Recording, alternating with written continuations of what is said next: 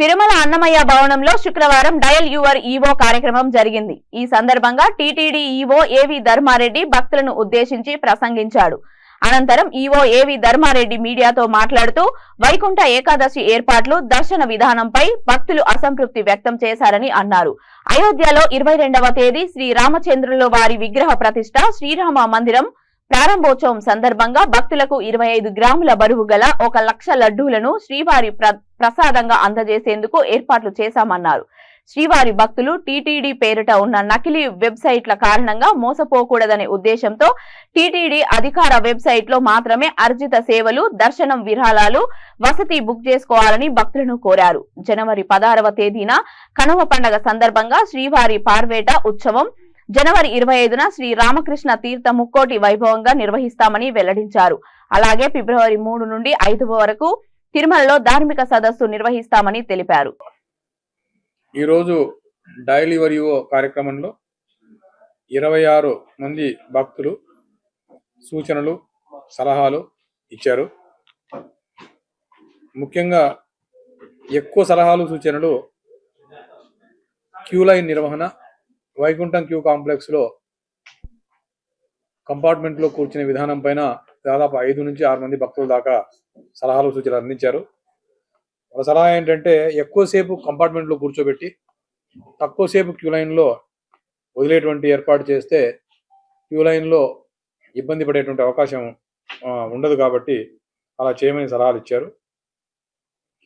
తర్వాత వైకుంఠ ఏకాదశి దర్శన ఏర్పాటు చాలా బాగున్నాయని చెప్పారు. కానీ 2-3 భక్తులు క్యూ లైన్ లో ఎక్కువసేపు వెయిట్ చేశాము. అలా వెయిట్ చేయకుండా కంపార్ట్మెంట్ లో కూర్చోబెట్టి క్యూ లైన్లకి బదిలిన గంటన్నరలో దర్శనం ఏర్పాటు చేయమని చెప్పారు. తర్వాత ప్రవచనాలు చాలా అద్భుతంగా ఉన్నాయి.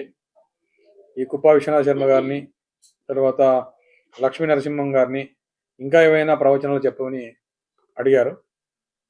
తర్వాత శ్రీవారి సేవలో 65 ఇయర్స్ అండ్ అబౌవ్ ఉన్న వాళ్ళు కూడా సీనియర్ శ్రీవారి సేవక్స్గా సేవలో పాల్గొనే అవకాశం కల్పించమంటే ఆల్రెడీ ఉన్న అది అవకాశం ఉంది. వాళ్ళతో మాట్లాడి ఆయనకు గైడెన్స్ ఇవ్వమని చెప్పాము. ఇంకొక ఇష్యూ ఏంటంటే 300 రూపీస్ టికెట్స్ హోల్డర్స్ను, ఎస్ఎస్డి టికెట్స్ హోల్డర్స్ను కలిపేస్తున్నారు. అలా కలపకుండా సపరేట్గా పంపించామని చెప్పి 2 భక్తులు అడిగారు. అది పాసిబిలిటీ ఉండదని చెప్పాము. 300 రూపీస్ టికెట్ వైకుంఠం 1 నుంచి ఎంటర్ అవుతారు. ఫ్రీ దర్శనం వాళ్ళేమో వైకుంఠం 2 నుంచి ఎంటర్ అవుతారు.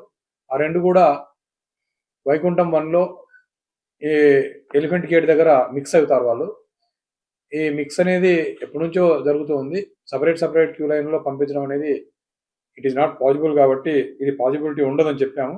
కానీ మా ద్వారం నుంచి బంగారు వాకిలి వరకు సింగిల్ క్యూ లైన్నే మెయింటైన్ చేస్తున్నాం. ఇప్పుడు కూడా అదేవిధంగా సింగిల్ క్యూ లైన్ మెయింటైన్ చేస్తూ భక్తులకు ఇబ్బంది లేకుండా దర్శనం ఏర్పాటు చేయడం జరుగుతుంది. తర్వాత ఈ ఎస్ఎన్సి క్వార్టర్స్, ఏఎన్సి ఇటువంటి కాటేజెస్లో గీజర్స్ పెట్టారు, కానీ గీజర్స్ పనిచేస్తలేవు, చాలా గీజర్స్ అని అన్నారు. ఈరోజు డిప్యూఓ ఎలక్ట్రికల్కు SC2 కూడా ఆదేశాలు ఇవ్వడం జరిగింది. గీజర్స్ ఏది కూడా ఐడియల్గా ఉండకుండా అన్ని గీజర్స్ పనిచేసేటువంటి చర్యలు తీసుకోమని చెప్పడం జరిగింది. తర్వాత డయల్ యువర్ ఈవో ఏదైనా సెకండ్ సాటర్డే కానీ లేకపోతే సండే కానీ పెడితే బాగుంటుందని ఒక సజెషన్ వచ్చింది. జనరల్గా మనం ఎవ్రీ ఫ్రైడే పెడుతున్నాము.